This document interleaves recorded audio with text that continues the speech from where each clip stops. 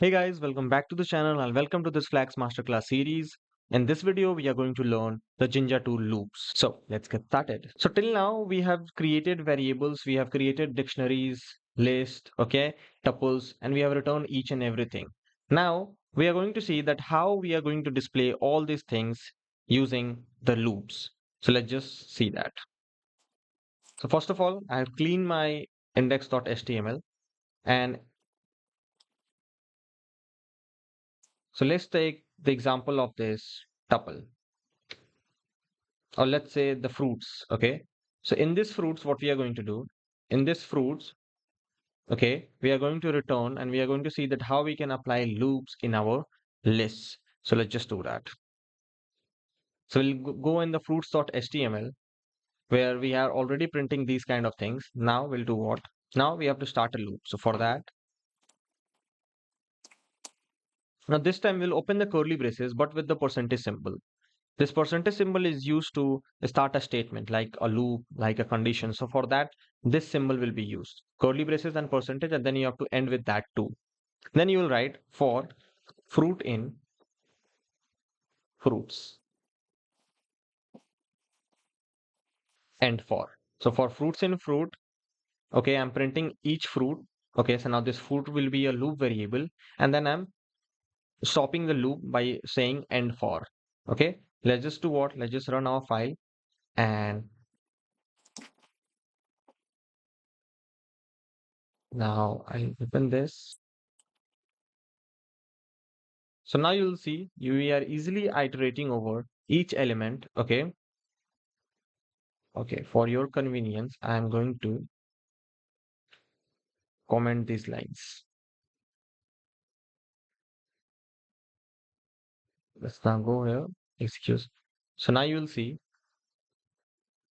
that we are iterating over the each element of our list. Okay. List fruits, which we are passing as a parameter from render template in our route fruits. So that's why when I'm reaching fruits here URL, so I'm getting our apple, banana, cherry, each element at a time. Now, not only that, what you can do, you can iterate over all the different types of sequences. Okay. So let's say if you have numbers, let's iterate over these numbers. So I have a list called as numbers, and this I have to iterate. So using this numbers list, which I'm passing as a variable, I'm going to loop through this 1, 2, 3, 4, 5 one by one. So let's see how you will do that. Again, the same concept will be taken. So I'll do what? I'll copy these codes and I'll just change the list name to numbers. Here I'll do num.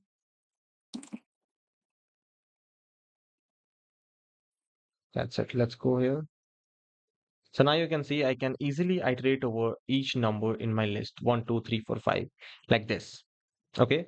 Now, how to loop through a tuple? So suppose if I have a tuple these languages, so how I can iterate through a loop? So for that, again, just like in Python, the for loop remains the same for all the iterators, for all the sequences. In the same way, it will be same for list and it will be same for tuples also. Okay. So in the same way, you can do it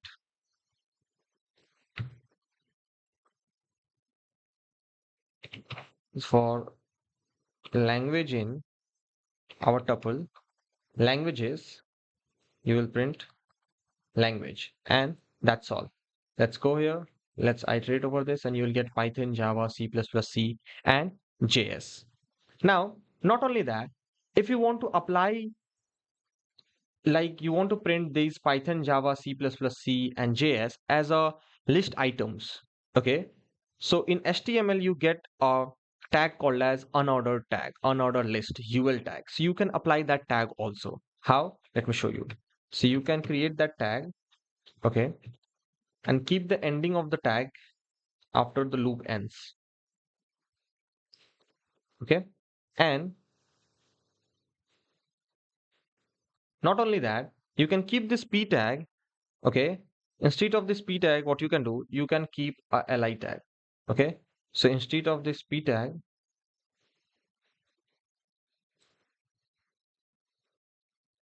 you can keep it a li tag. So you will make it a li tag, and that's all. That is what you have to do it. And then let's go here, and now you will see you will get your points in a bullet times.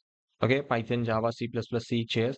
Not only that, if you change the list from UL, if you change this from UL to ordered list, okay, so now you will get a ordered list here. Now these are the HTML syntax, HTML tags which you can use it in Jinja2 also. So Python, Java, C++, C, and JS. So to iterate over a list or a tuple, Jinja doesn't care that whether it is a list or a tuple. It just simply iterates. Just like in Python, the for loop iterates over all the sequences. In the same way, Jinja also it just iterates. Now suppose in my app.py, I have a dictionary with me, okay, in my home route.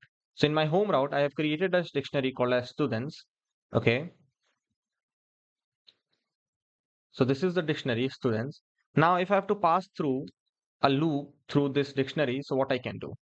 Okay, so okay, this one. First we'll see this one and then we'll check about the nested dictionary. First we'll check on the normal dictionary, that how we can iterate through a normal dictionary. Then we'll see that how we can iterate through a nested dictionary. So for normal dictionaries, a student as we are passing a student as a student. So we'll go here, and for dictionary, what we can do for dictionary, we can simply to iterate through a dictionary. First of all, we have passed the dictionary, and then there are multiple ways, just like how we do it using the items. Okay, using the items, how we apply it in our Python. In the same way, you will do it in the Jinja also. How? Let me show you.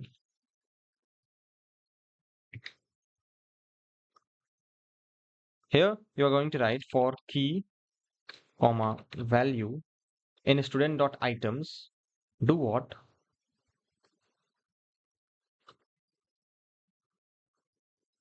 Create a p tag and first print key, then give a colon, and then print the value. And that's all. Come back and end for.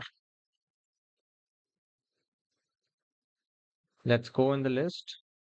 Let's run this. And now you'll see you can iterate over your dictionary like this. Key and the values, both you will get it.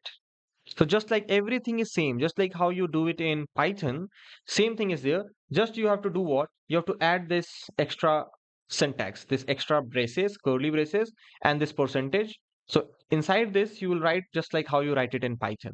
Okay. So in the same way, you can do it. Then for printing the variables, you will use double curly braces. For using the loops and the conditions, you will use this syntax, curly braces and a percentage. That's all. That is the change. And then when you open a loop, so in the end, you will end for. You have to say that now my loops end here. So that's why you write end for. It means end your for loop. That's all. Now, again, we'll go here and I'll show you one thing. Okay, in my home route, that is, I have created a list of dictionaries. So what if I have a list of dictionaries? As you can see, I have a list of dictionaries where there are multiple dictionaries with different values. Now, if I have to iterate through a list of dictionaries, and this is a very common structure that you are going to see in web development. So whenever you are learning web development, so this is a very common structure which you are going to see. Okay, that is list of dictionaries. Most of the time data is passed like this only. So how we are going to iterate in this? So for that, it is in our home route, okay, where we are returning our index.html. So I'll go in my index.html. Okay. And here I'll show you that how you can iterate over a list of dictionaries. So first of all, we have to start the loop. So we'll start the loop. Then we'll say for student in students, because first of all, it is a normal dictionary. Okay. First of all, it is a normal dictionary. So that's why we keep it like that only. We'll treat it as a normal dictionary only. Now inside this dictionary, we have separate keys and separate values. So then for iterate over that, what we are going to do, let me show you how. So I'll take a S3 tag and a here Now I will use the double curly braces because this time I will print my variable. So I'll write student dot name that we have already learned. And then what I'll do, I'll take a p tag now. In this p tag, I will simply now access my student dot age.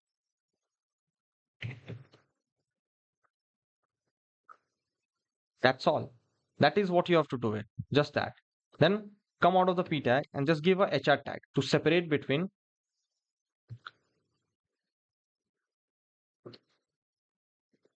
And in this, you will just write end for.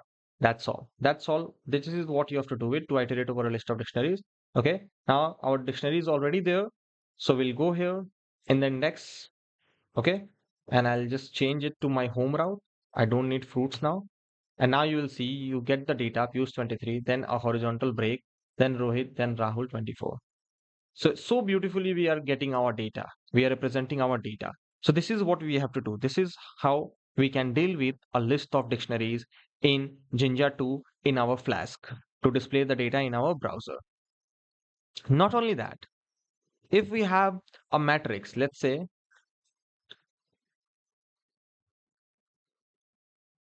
if the same data, this list of dictionaries, okay, if the same data I have to display it in a tabular format. So how I'm going to do that? So for that, now I'll do what? Again, go in my index and here, first of all, we'll use the table tag. Okay, so now I'm going to show you that how you can display the data, the list of dictionaries in a tabular form. Okay, so first I start a table. In the table, there is an attribute called as border, which will make it as 1. Then we'll start a table row. Okay, so tr tag is used for starting a table row. In this table row, we are going to give th. So th for name, we have only name and we have age. So I'll give age. Okay, now we'll close the tr tag. Again, we'll open the tr tag. Now new tr tag for storing the table datas. Okay, now in this, we'll use the tag td. So th for table heading. What is the heading of your table? The columns headings. Okay, and td is what data you want to store or represent in that. So here we'll print our Jinja2 variables, which will print from Python. So to print them, I'll write student dot name, and then one more data will come, that is will be age, and that's all.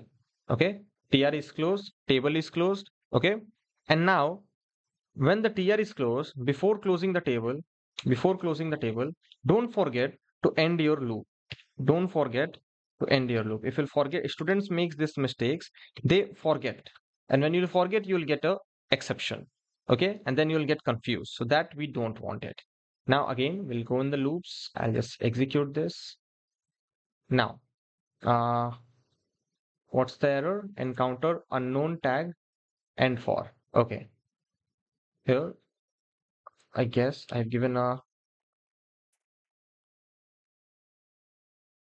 So, okay, boys, why we are getting the error?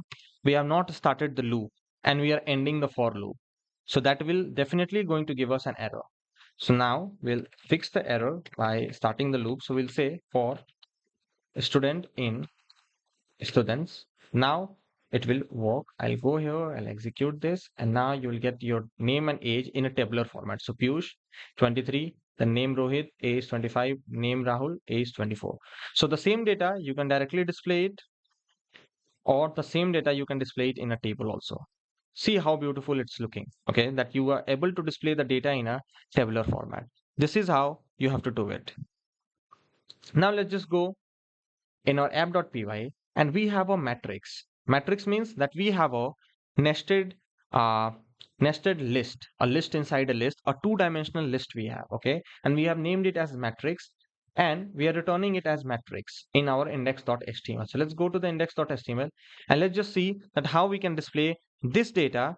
Okay, so to display our nested, if you have to use a nested loop in Flask in Jinja2 template engine, so for that you have to use two loops. Okay, just like how we do it in Python. In the same way, first we'll start iterating over the row in the matrix. So I'll say for row in matrix. Then in the same way, just like how we do it, we'll iterate over the row. Okay, we'll print each row. Then we'll no, we'll not do this.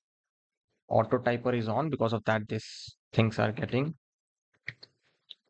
Then then I'll say for element in row. Now we'll iterate over the row. And once you're iterating over the row, inside that now I'll print my element. So let's just print the element. So I'll use a p tag to print the element, and now element being my variable. So for that I need to use the double curly braces. Okay. And then I'll do what? I will end my nested for loop. So for that I will use this, and I'll say end for this. Now after the first end for, then I'll do what? I'll give a line changing tag so that each number should come in a new line. So for that I'll use a beer tag, and then again I'll end my parent loop. So for ending my parent loop, again I have to use end for, and that's all. Let's go in the loops, let's execute this, and now you'll see you are able to iterate over all the items in our matrix. Okay, 1 2 3. So this is for the first row, you are getting all the elements. Then there is a line break, then again 1 4 5 6, then again 7 and 6. So you are able to iterate over all the rows from your matrix in your to-do list. So this is how you do it. So that's all for this particular section. We have learned how to iterate through different variables, how to use the loops in Jinja2. In the next video, we'll learn how to apply the conditions using the Jinja2 in Flask. So stay tuned. We'll see you in the next one.